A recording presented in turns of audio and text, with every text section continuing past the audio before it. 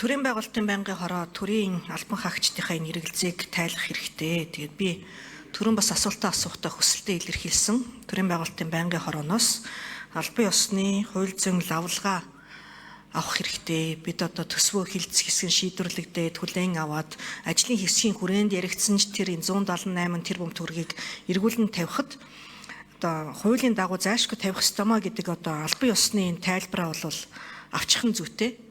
Тэгэхээр миний дараа нэг 3 хүн үг хэлэхэр баг шиг байна.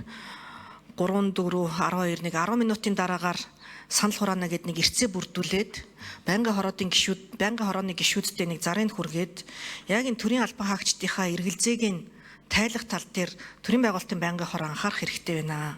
Энэ дээр одоо бас анхаарч хэрвээ одоо заавал санал хураахгүйгээр төрийн байгуулалтын байнгын хорооны дарга өөрөө энэ лавлгаа авах боломжтой бол та өөрөө авна биз. Хэрвээ боломжгүй заавал санал хураах ёстой гэвэл нэг байнгын хорооны хуралдаанаа хаахгүйгээр заавалчгүй одоо энэ эрцээ бүрдүүлж ягаад энэ хууль зүйн лавлгаа авах санал хураалтыг явуулж өгөөч гэдэг ийм хүсэлттэй байна.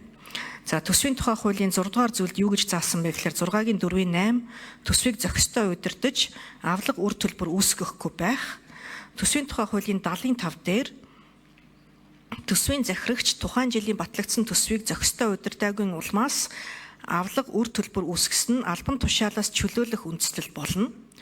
За төрийн албаны тухай хуулийн 9-2 төрийн албаны зардлыг бууруулах талаар төрөөс авах арга хэмжээнд төрийн албан хаагчид олгох, цалин хөлс нөхөх төлбөр, тусламж, тэтгэвэр, тэтгэмж болон бусад төлбөрийн хэмжээг бууруулах төр буюу бүр мөсөн зогсоох үндэслэл болохгүй гэж одоо ингээ хуульчлаа заагаад өгсөн байгаа. Тэгэхээр яг энэ маань төсвийн тухай хууль дээр орж ирсэн өндөр насны тэтгэвртэй гарах хүсэлтэд илэрхийлсэн байгаа төрийн албан хаагчдын төсвийн их үүсвэрийн 50%-ийг нь л одоо оруулж өгсөн нь 50% их үүсвэр бол одоо дутагдана. Тэгэхээр энд бол гарцаагүй одоо хуулийн маргаан үүсэх учраас үүн дээр эхнээс нь одоо бид асуудлыг маш тодорхой болгож төсвөө батлахдаа энэ хуулийн зөрчилгүй байх тал дээр нь анхаарч төрийн албан хаагчдаа бас нэг 50 байх дохиог нь өгөхгүй бол энэ ердөөсөө болохгүй. Тэгээ нэг ялангуяа төрийн байгуулалтын байнгын хороо энэ асуудал зайлшгүй анхаарах хэрэгтэй. Тэгээд энэ дээр бол одоо